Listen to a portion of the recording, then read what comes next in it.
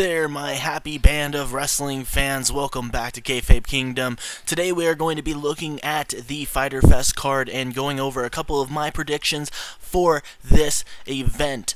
But before we get started with that, if you have not already, please be sure to subscribe and turn on post notifications so you never miss out with any of our daily wrestling content. Okay, so first match on the docket, we have SCU versus the Best Friends versus the Private Party. This is docked as the buy-in. The winner of this match earns a shot at All Out for a first round bye in the World Tag Team Championship Tournament. In this, I am going to go with the Best Friends.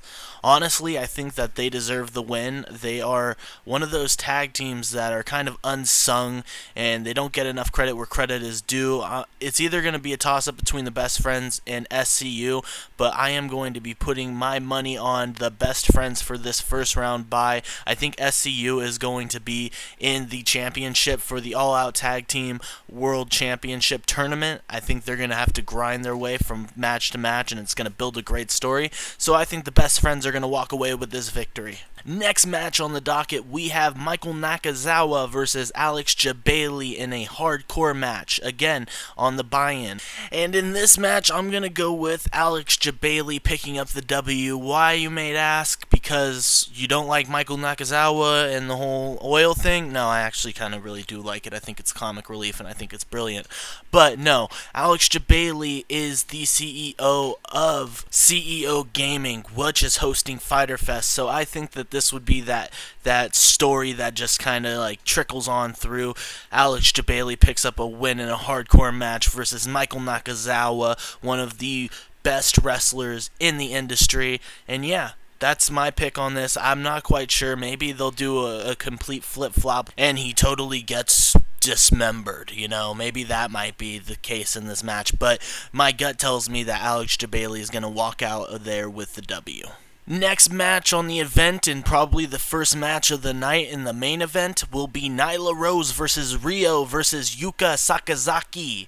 And in this match, I have Nyla Rose going over. Why? Because she is more of a name in the United States. And I know that sounds very stupid and very dim-witted of me to think that they would just put over people that are from the U.S. or have a name in the U.S., but let's be perfectly honest, they can build Yuka Sakazaki and Rio later on down the lines, and these matches will only serve as stepping stones for them to get their name across, so it's not really going to hurt them in any way, shape, or form to put Nyla Rose over. It's only going to build that underdog story from the get-go, and they're both really, really, really talented female wrestlers. I think all of them are really talented, but Yuka Sakazaki is like very, very, wow, mind-blowing in the ring.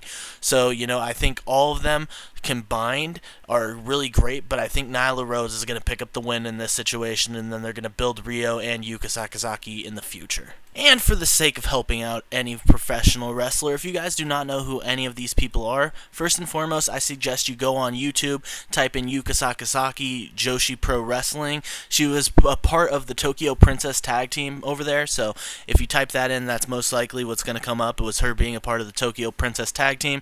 Still, great matches. I suggest giving a couple skims over to really figure out who's going to be in these matches. Next match, we have Hangman Adam Page versus MJF versus Jimmy Havoc versus Jungle Boy. Oh man, this one's kind of a toss-up. My heart really wants to go with Jungle Boy, just because I love the work on Being the Elite with him and Luchasaurus, where he keeps sitting on his shoulders. I really love that segment. Honestly, I am going to go with MJF. To be perfectly honest, I think that this match will help build MJF's heel status quite a bit, and they need to put him over in this as they go into All Out. And I know there can be a case to be made with Hangman Adam Page, and they should really put him over so he can get that big star treatment, but I think he really got over in the Casino Battle Royale. Then he had that segment with Bret the Hitman Hart, and I think it's just time for MJF to just for them to really push him as this heel character. Maybe have him get over in some dirty type of tactic so nobody's stock drops, but at the same time it gets MJ over as that key heel in All Elite Wrestling. Next we have Cody versus Darby Allin. My god, is this a stacked card. when you think about it. I mean, a lot of you guys probably don't know Darby Allin's work, right? So let me give you guys a brief little refresher on him. I mean, the man is hardcore. Hardcore to the grave. And I've seen a few of his matches on Evolve, and this guy is... he's something else. He's something special in the realm of... if he was born a little bit earlier and ECW was still around, he would have been a humongous name in ECW. We'll leave it at that. But Darby Allin is amazing. I suggest you guys look up a couple of his matches over on Evolve. I mean, there's even a documentary that he's in, which is amazing as well, where it goes over him. He gets injured. They take him back to his home where all of his friends are skating. Anyway, I digress. In this match, I have Darby Allin picking up the win. Why? Because Cody, you know, he is not above putting other talent over. You know what I mean? He's not above, like, taking an L if somebody else gets the shine and they still put on a solid match. And in this situation, the Elite just can't be picking up all of the wins, you know. They really need to mix it in where they pick up a win, they pick up a loss, they pick up a win, they pick up a win, they pick up a loss, etc., so on and so forth, where, you know, it's an even playing field and it's not just the Elite Show 2.0.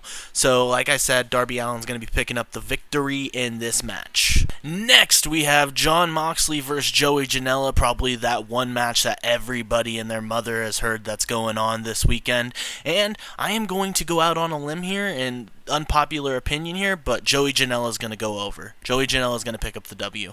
Moxley's been pretty much racking up W's all throughout the independents, all throughout the indies, through New Japan, through Ring of Honor, everywhere. He's now part of the G1 Climax. He's like, his stock has risen to the max.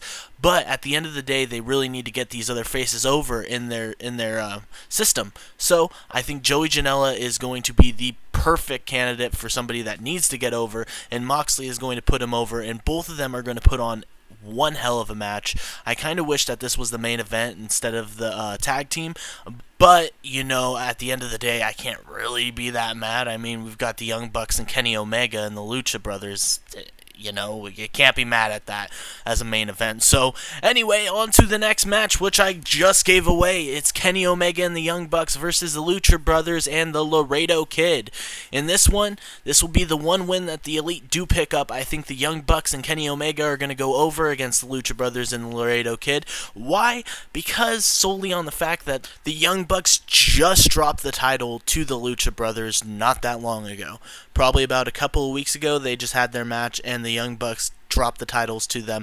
And I think this is going to be one of those seesaw swings back and forth type feuds between the Young Bucks and the Lucha Brothers, where it's like one picks up a victory, one picks up a victory, one loses, so on and so forth, and the feud will just keep escalating with every win, with every loss, and it's just going to build and build and build and build and build, and it's going to be an amazing feud for years and years to come.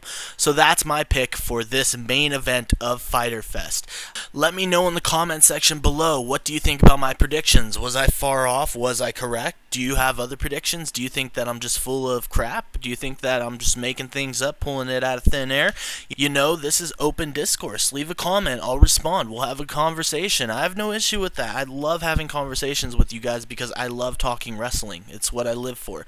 So, like I said, leave a comment in the comment section below. And like I say at the end of every single video, if you guys have not already, please be sure to subscribe. It really helps me out. It lets me know that you guys are rocking with the content that I am making, and it helps you out a lot too, because it keeps you guys in the loop with whatever is going on in the wrestling universe on any given day. I will see you guys in the next video.